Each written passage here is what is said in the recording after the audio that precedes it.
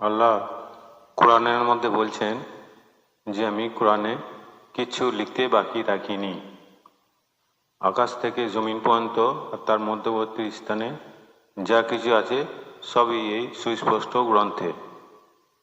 তারপরে বলছে যে কোরআনকে বোঝার জন্য সহজ করে দিয়েছি।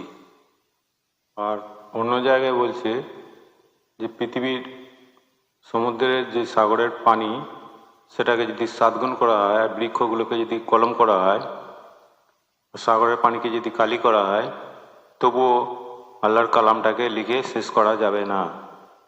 তাহলে এই কোরআন কত বৃহৎ সেটা আগে বুঝতে হবে, আর কত সহজ, বোঝার জন্য সহজ করে দিয়েছে। কিন্তু যেগুলো মাদ্রাসার আলেম তারা বেশিরভাগই কি করে, যে এটা কোরআনে পাচ্ছি না, এটা হাদিসের মধ্যে চলে যায়, লাওয়াল হাদিসের মধ্যে। কারণ লাওয়াল হাদিসটা নবী মোহাম্মদ বানিয়ে গিয়েছে, অর্থাৎ নবী মোহাম্মদ বলে গিয়েছেন যেটা, সেটাই লাওয়াল হাদিসের মধ্যে এসেছে। সেটা যেটা কোরআনের মধ্যে নেই। অনেক কিছু জিনিস নেই, যেমন নামাজ কিভাবে পড়বো ওগুলো নেই, রোজা কিভাবে রাখবো ওগুলো নেই, নিয়ত কোথায় বাঁধবো, জোরে আমিন বলবো না আস্তে আমিন বলবো, ঈদ উল ফিতর কীভাবে মানাবো এগুলো নেই, লম্বা টুপি পরবো না গোল টুপি পরবো এগুলো নেই। তারপরে প্যান্ট বা লুঙ্গি বা পাজামা ওটা টাকলুর উপরে পরতে হবে কি না টাকলুর নিচে, সেগুলো কোরআনের মধ্যে নেই। মসজিদে গেলে কোন পাটা আগে ঢোকাতে হয় মসজিদের মধ্যে সেটা লেখা নেই। জুতা পরবো কোনটা আগে ঢোকাবো সেটা লেখা নেই। পায়খানা বা ওয়াশরুমে গেলে বাঁ পা আগে ঢোকাবো না ডান পা আগে ঢোকাবো এগুলো লেখা নেই। নারীদের পিরিয়ডের সময় কোরআন পড়া যাবে কি নামাজ পড়া যাবে এগুলো কোরআনের মধ্যে নেই। নারীদের ঋতুস্রাব, হায়েজ, নিপাস এই সময় রোজা রাখা যাবে, নামাজ পড়া যাবে কিংবা কোরআন পাঠ করা যাবে কি না এগুলো তো লেখা নেই। অজু কীভাবে করতে হবে, অজুর কতগুলো সুন্নত এগুলো তো লেখা নেই। দাঁত ব্রাশ করব কোন মেসোয়াক দিয়ে, মানে দাঁতন যেটাকে বলে, সেটা কি গাছের হতে হবে, কতদিন পর্যন্ত সেটা রাখা যাবে এগুলো কোরআনের মধ্যে নেই। তাহলে আমি যদি বলি যে আমি চাষবাস করছি, কটা সার দিতে হবে, কত বস্তা কেমিক্যাল সার, কত বস্তা দিতে হবে, কি সার দিতে হবে, কতবার সেচ দিতে হবে, কতবার নিড়াতে হবে, কতবার কোপাতে হবে এগুলো তো কোরআনের মধ্যে নেই। বাড়িতে রান্না বান্না করছে নিজের স্ত্রী, সেইগুলো কি সবজি কিনে নিয়ে আসবো এবং সেটা কি কি মশলা দিয়ে রান্না করা হবে, মশলার পরিমাণ এগুলোতে নেই। আমি বিল্ডিং তৈরি করছি, ঘর তৈরি করছি, কটা সিমেন্ট লাগবে, কতগুলো বালি লাগবে, কটা ইট লাগবে এগুলো তো কোরআনের মধ্যে নেই। তাহলে কোথায় যাবে এবার? বহু কিছু জিনিস নেই। সার্জারি কিভাবে করব সেগুলো নেই, প্লেন কিভাবে চালাবো সেগুলো নেই, ল্যাপটপ, কম্পিউটার, মোবাইল কিভাবে চালাবো সেগুলো তো কোরআনের মধ্যে নেই। তাহলে যাবে কোথায়? যদি হাদিসের মধ্যে চলে যায়, সব কিছু কি হাদিসের মধ্যে আছে নাকি? আর হাদিসে যেটা আছে লাওয়াল হাদিসের মধ্যে সবগুলি ভুল। অ্যাকচুয়ালি কোরআন ছেড়ে যে কোনো মানুষের গ্রন্থ, রচনা গ্রন্থের মধ্যে যাওয়াটাই হচ্ছে পাপের কাজ। কোরআনের মোট আয়াতের সংখ্যা হচ্ছে 6336টা, কিন্তু প্রচলিত ভাষায় যেটা বলে সবাই 6666টা। এগুলো কিছু আয়াতের সঙ্গে কিছু আয়াত মিল আছে হুবাহুব, সেগুলোকে জড়িয়ে ধরে সেগুলোকে নিয়ে 6666টা, কিন্তু অ্যাকচুয়ালি সঠিক যেটা সেটা হচ্ছে 6236টা। এই 6236টার মধ্যে হাদিসে যদি খোঁজা হয়, অ্যাকচুয়ালি ছোট বড় মানে যেগুলো একদমই সীমিত সেগুলো ছোটোখাটো জিনিসগুলোকে মিলিয়ে নিয়ে আমি ধরছি 2000, ওর বেশি হবে না কোনো মতেই। হাদিসে এই 6000 যে অধিক আয়াত আছে সেখানে তো যাবেই না, 2000-এর উপরে উঠবে না, তাও অনেক টেনে টুনে ছোটোখাটোগুলোকে নিয়ে। বাকি অন্যান্য বিষয়গুলো জানতে গেলে সেখানে তফসিরে চলে যেতে হবে। তফসির যারা করে তারা হচ্ছে মুফাসসির। মুফাসসিরদের আবার অনেক ডিগ্রি অর্জন করতে হয়। মুফাসসিরদের কমপক্ষে 15টা ডিগ্রি অর্জন করতে হয়। যেমন হচ্ছে 1 নম্বরে যে আরবি ভাষায় অবৈধানিক জ্ঞান অর্জন করতে হয়। 2 নম্বর হচ্ছে যে আরবি ব্যাকরণ সম্পর্কিত জ্ঞান অর্জন করা দরকার। 3 নম্বর হচ্ছে সফর তথ্য বাক্য স্বরূপান্তরিত জ্ঞান, এটা 3 নম্বরে ওদের অর্জন করতে হয়। 4 নম্বর হচ্ছে শব্দের অর্থগত জ্ঞান, যে শব্দের সে তার মানেগত জ্ঞান অর্জন করতে হয়। 5 হচ্ছে ব্যাকরণ শাস্ত্র অর্জন করতে হয়। 6 নম্বর হচ্ছে যে ভাষার জ্ঞানটা অর্জন করতে হয়। 7 নম্বর হচ্ছে শব্দ নির্গত প্রাসঙ্গিক জ্ঞান, সেটাকে অর্জন করতে হয়। 8 নম্বর হচ্ছে যে উচ্চারণের নীতি প্রাসঙ্গিক জ্ঞান, উচ্চারণের রীতি বা প্রাসঙ্গিক যে জ্ঞান, সেই জ্ঞানটা অর্জন করতে হয়। আর 9 হচ্ছে ধর্মের যে মৌলিক বিষয় সম্পর্কিত জ্ঞান, সেটা অর্জন করতে হয়। 10 হচ্ছে ফিকহ শাস্ত্রের জ্ঞান অর্জন করতে হয়। 11 হচ্ছে ফিকহ শাস্ত্রের মূল নীতি সম্পর্কিত জ্ঞান, সেগুলোকে অর্জন করতে হয়। 12 নম্বর হচ্ছে শানে নজুল প্রেক্ষাপট সম্পর্কিত জ্ঞান, সেটাকে অর্জন করতে হয়। 13 নম্বরে হচ্ছে যে ইতিহাসে যে ঘটনাগুলো আছে, সেই ঘটনা সম্পর্কিত জ্ঞান, সেই জ্ঞান অর্জন করতে হয়। তারপরে 14 হচ্ছে শাকিল মানসুখ সম্পর্কিত জ্ঞান, সেটাকে অর্জন করতে হয়। 14 হলো। এবার 15 নম্বর হচ্ছে কোরআনের ব্যবহৃত বিরল শব্দগুলি সম্পর্কিত জ্ঞান অর্জন করতে হয়। এই সমস্ত জ্ঞানগুলো অর্জন করার পরে সে মুফাসসির হয়ে যায়, তারপর সে তফসিল করবে। কিন্তু আল্লাহ বলছে যে কোরআন হচ্ছে জ্ঞানীদের জন্য, গভীর জ্ঞান সম্পন্ন ব্যক্তির জন্য, বুদ্ধিমানের জন্য। এই যেগুলো আমি বললাম যে বিষয়গুলো, যে 14টা জ্ঞান অর্জন করতে হয়, এই 14টা বিষয় নিয়ে অর্জন করলে সে বিদ্বান হয়ে গেল। কিন্তু কোরআন বিদ্যমানের জন্য নয়, কোরআন হচ্ছে বুদ্ধিমানের জন্য। এটা কোরআনে বহু জায়গায় লেখা আছে, একটু খুঁজলেই পেয়ে যাবেন, অথবা অনেকে জানেন। এরপরেও কোরআনের বহু আয়াতের মানে যেটা হাদিসে নেই, এটা অনেকেই জানে না। যেটা হাদিসে নেই সেইগুলো বহু আয়াত আছে, আমি পরে বলবো। কারণ 2000-এর বেশি আয়াত যদি হাদিসে না থাকে, তাহলে বাকি 5000 মানে 4500 আয়াত কোরআনের মধ্যে রয়ে গেছে, যেটার আয়াত হাদিসের মধ্যে নেই। আর নবী মোহাম্মদ যদি হাদিস মুখে বলে রচনা করতে বলে যেতেন, উনি তো এক কথায় বলে দিয়েছিলেন পুড়িয়ে দাও, যদিও এটা কাল্পনিক ঘটনা। তারপরেও সেই ঘটনাটাকে নিয়ে যাচ্ছে যারা মাদ্রাসার আলেমরা বানিয়েছে এই তফসিরগুলোকে, সেগুলো নবী মোহাম্মদের নাম দিয়ে চালাচ্ছে।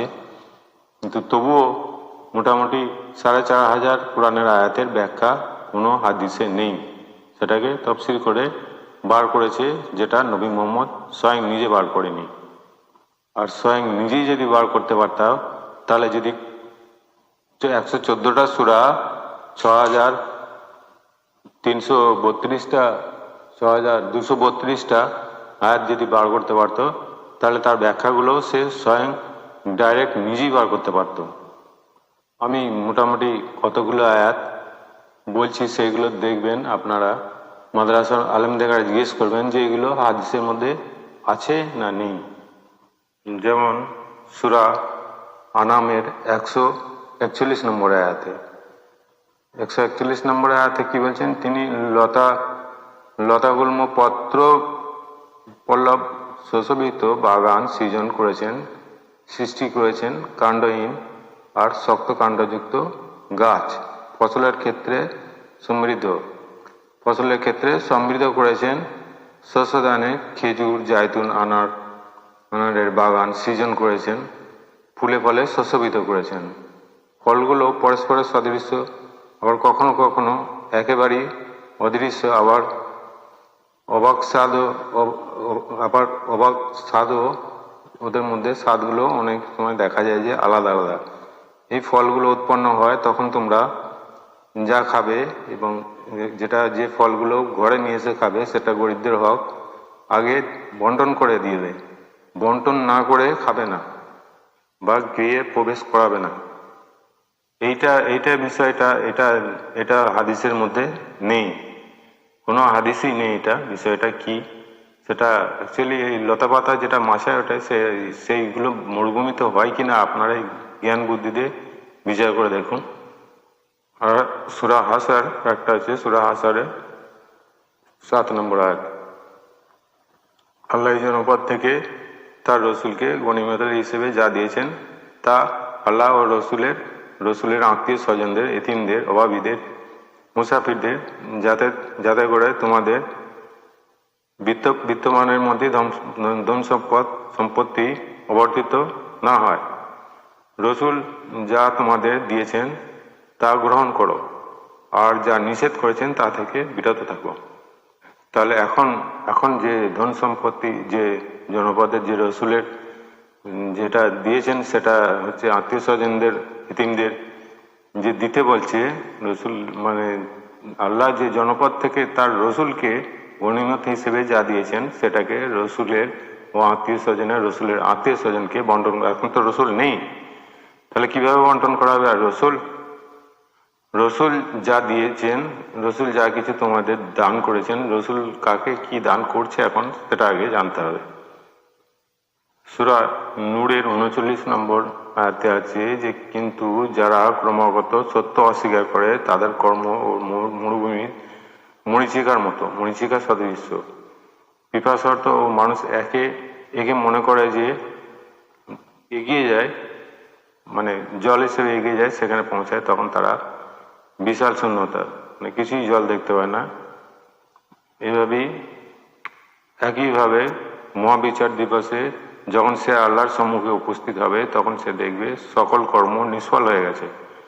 তিনি দ্রুত হিসাব চুকিয়ে দেবেন। আল্লাহ হিসাব গ্রহণে অতি দ্রুত।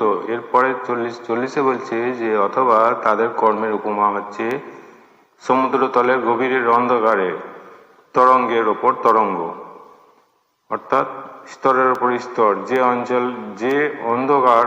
অন্ধকার রয়েছে সে অঞ্চল সমুদ্রের নিচে যে অন্ধকার রয়েছে, আরো গভীর অন্ধকার, তার উপরে আচ্ছন্ন করে রয়েছে কালো মেঘ।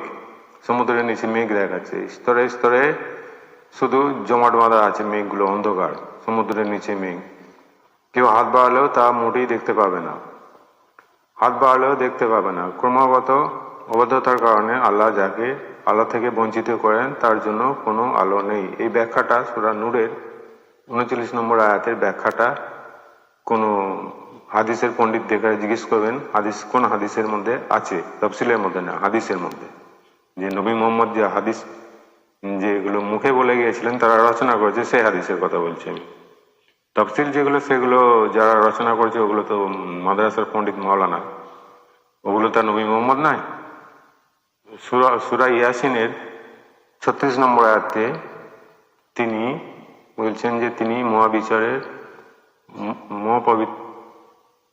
মহামিন, তিনি হচ্ছেন মহাপবিত্র, মহামহিন।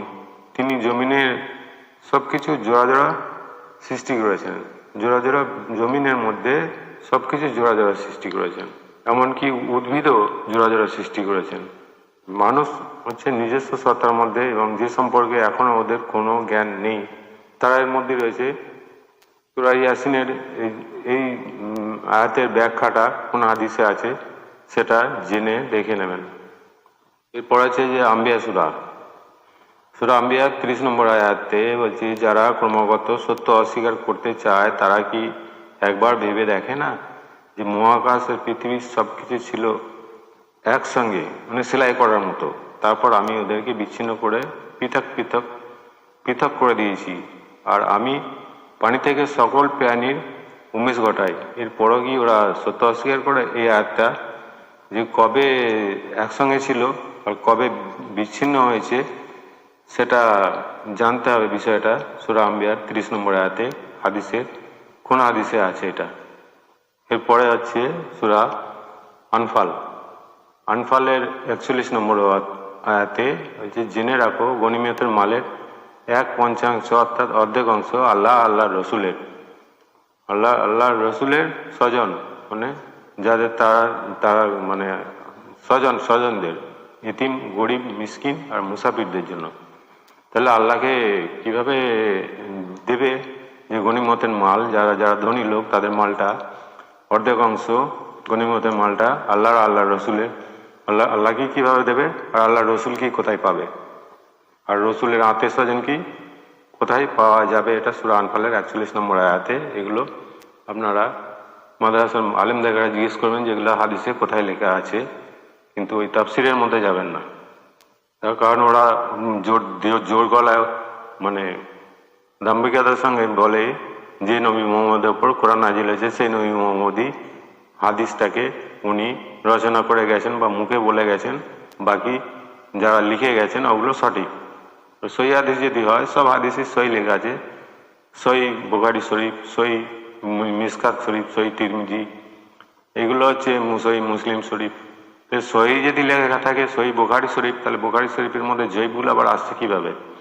বুখারী শরীফ, সহি বুখারী শরীফ ওপরে লেখা আছে, কিন্তু মাওলানারা সেখানে যেখানে দেখছি যে আমাদের যুক্তিতে গড়মিল হচ্ছে, আমরা হেরে যাচ্ছি, সেখানে জ্ঞানী লোকেরা তর্ক বিতর্ক করছে, যুক্তি দ্বারা আমাদেরকে হারিয়ে দিচ্ছে, সেগুলোকে জয়ীফ বলে ডিক্লেয়ার করে দিচ্ছে। তাহলে সহি বুখারী শরীফ, সহি মিসকাত শরীফ যদি হয়, তাহলে জয়ীফটা কে করতে বলেছে? দেখা যায় এক কথায় ওটা তো অ্যাকচুয়ালি মুসলমানরা রচনা করেনি।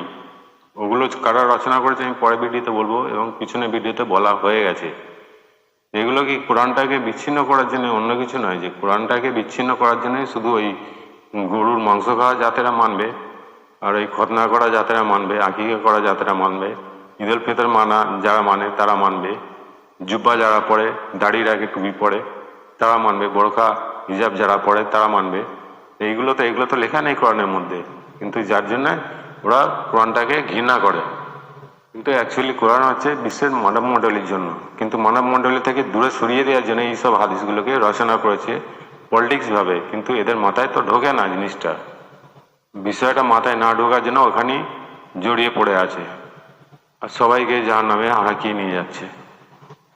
আল্লাহ হাদিসের ফতোয়া দিয়ে মানুষের মাথায় টুপি পরিয়ে নিজেদের পকেট ভর্তি করছে, সংসার চালাচ্ছে, কিন্তু কোরআনের আয়াতের বিনিময়ে সামান্য অংশ নিতে নিষেধ করা আছে, সেখানে বেশি নিয়ে সংসার চালানো, এগুলো বাড়ি গাড়ি করা, এগুলো করছে যারা, তাদের তো ভয় হয়। আর কোরআনের একটা আয়াত কম কিংবা বেশি বললে তার নিজের যে রসুল তাকে যদি বলে যে আমি তার ডানা ধরে কণ্ঠনালী কেটে জাহান্নামে ফেলে দেবো, কেউ তাকে উদ্ধার করতে পারবে না। এরা যে এত লক্ষ লক্ষ হাদিসে এত আয়াত বেশি লিখছে, সেগুলো ওদের একটু আল্লাহকে ভয় নেই। ওদের তো আল্লাহকে ভয় নেই, ওদের মেনে হচ্ছে পয়সা, ধন সম্পদটার উপরে লোভ বেশি। আল্লাহর থেকে ওরা ধন সম্পদ, পয়সা বিনিময়, যেটা কোরআন বিক্রি করে বিনিময়টাকে আল্লাহর থেকে বেশি মানে, আর বেশি ওটাকে প্রাধান্য দেয়। সাধারণ মানুষরা ওদের ওই যে শয়তানি যে বিধানগুলো, ওগুলো থেকে এড়িয়ে থাকার জন্য আপনারা নিজেরা বিচার বুদ্ধি দিয়ে খাটাবেন এবং এড়িয়ে থাকার চেষ্টা করবেন, নাহলে জাহান্নাম অবধারিত।